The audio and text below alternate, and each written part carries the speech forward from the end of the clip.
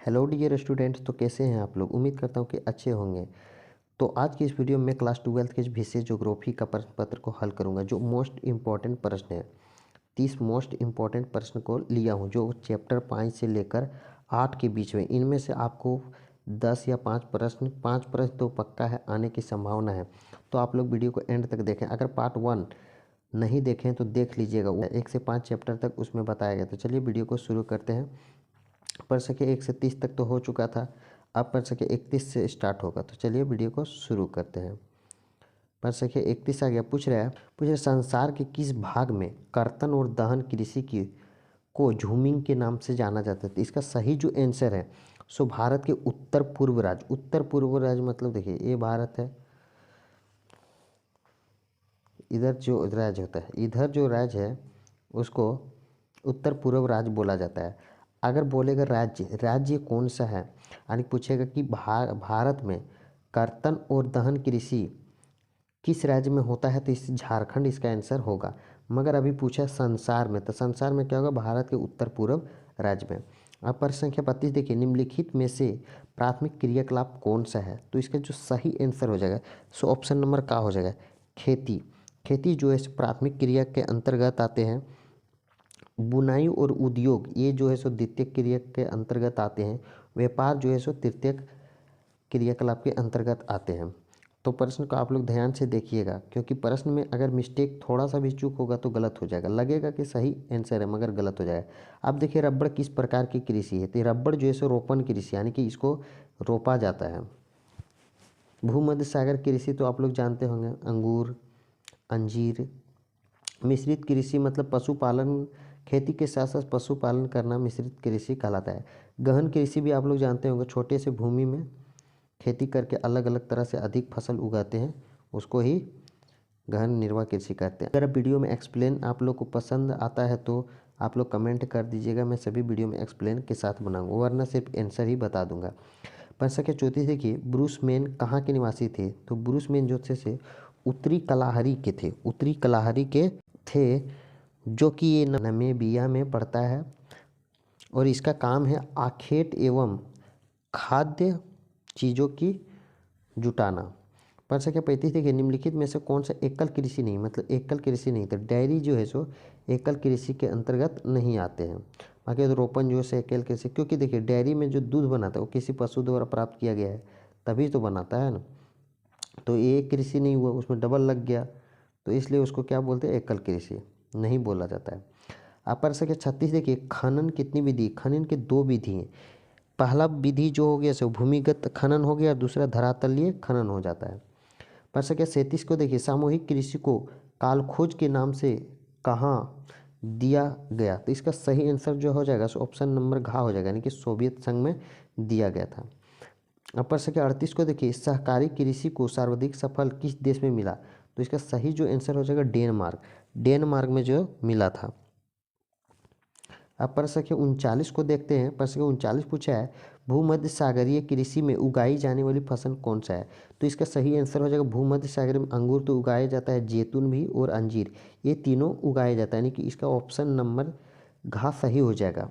अब प्रश्न संख्या 40 को देखिए। प्रश्न संख्या 40 पूछा गया है कि रोपण कृषि में उगाई जाने वाली प्रमुख फसल कौन सा है?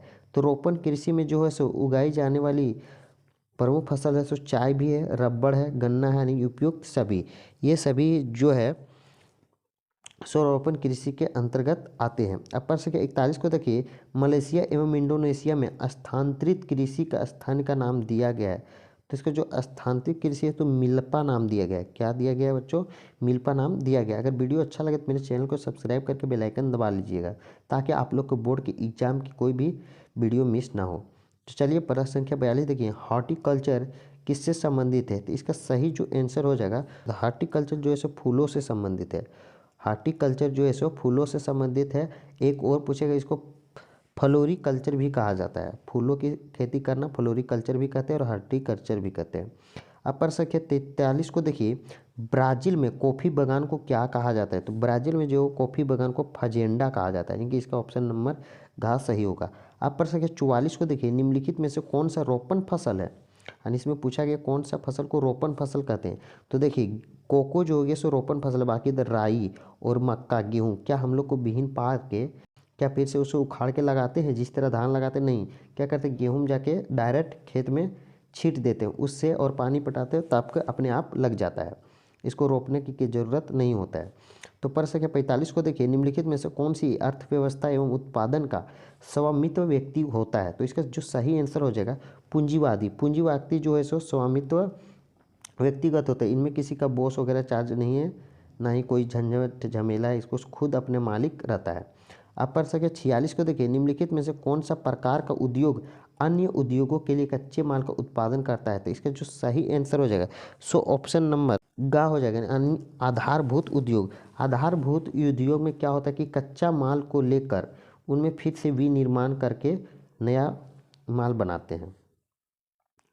प्रश्न संख्या 47 देखिए निम्न में से कौन सा एक जोड़ा सही मेल खाता है। तो इसका सही जो आंसर हो जाएगा लो इस्पात उद्योग जो है सो पीटर्सबर्ग का बनाया हुआ सही है। बाकी बात आयुआन का निर्माण फ्रांस नहीं किया था, राइट ब्रदर्स ने किया था। तो इस तरह का आप लोग को दिया जा सकता है। तो प्रश्न संख्या देख लीजिए 47 को अच्छे से और रीड कर लीजिएगा। प्रश्न संख्या 48 को देखिए निम्न में से कौन सा उपभोक्ता उद्योग है, यानी उपभोक्ता उद्योग। तो इसका सही जो आंसर हो जाएगा पेट्रोलियम। पेट्रोलियम जो है सो उपभोक्ता उद्योग है। अब अगला प्रश्न देखिए प्रश्न संख्या 49 निम्न में से कौन सा लघु उद्योग है, यानी कि लघु उद्योग मतलब छोटा था चीनी बनाना। चीनी बनाना जो है सो लघु उद्योग का कार्य है। प्रश्न संख्या 50 देखिए निम्न में से कौन सा कुटीर उद्योग नहीं है।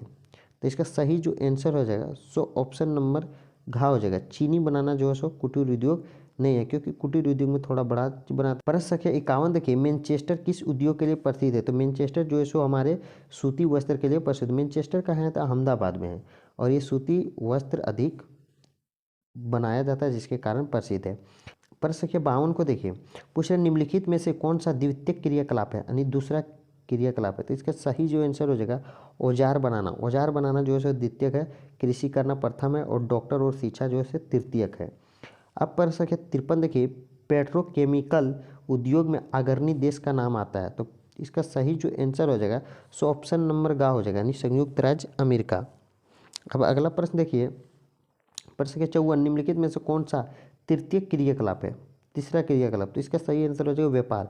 व्यापार करना जो है सो तृतीय क्रियाकलाप में आता है। बुनाई करना है सो द्वितीय क्रियाकलाप में आता है। खेती और आखेटक ये जो है सो प्रथम क्रियाकलाप के अंतर्गत आते हैं। प्रश्न संख्या 55 देखिए निम्नलिखित क्रियाकलाप में से कौन सा द्वितीयक सेक्टर का क्रियाकलाप नहीं है, यानी दूसरा क्रियाकलाप नहीं है। तो इसका सही आंसर हो जाएगा मछली पकड़ना जो है सो द्वितीयक नहीं है, ये प्रथम है।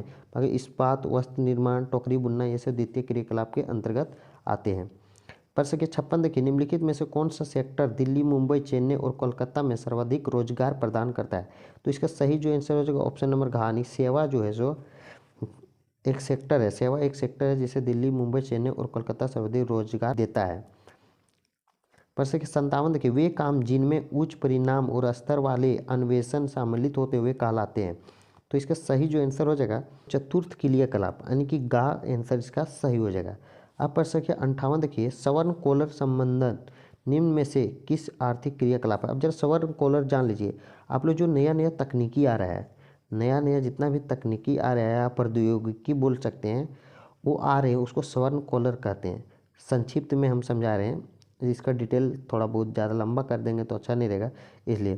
तो इसका सही जो आंसर हो जाएगा पंचम क्रियाकलाप के अंतर्गत आएंगे, क्योंकि नया नया तकनीक जो रहेगा वो पंचम क्रियाकलाप के अंतर्गत आते हैं। अब प्रश्न संख्या 59 देखिए जिन नगरों में बड़ी बड़ी वैश्विक कंपनी के मुख्यालय होते हुए कहलाते हैं। तो इसका सही जो आंसर है वैश्विक नगर वे कहलाते हैं।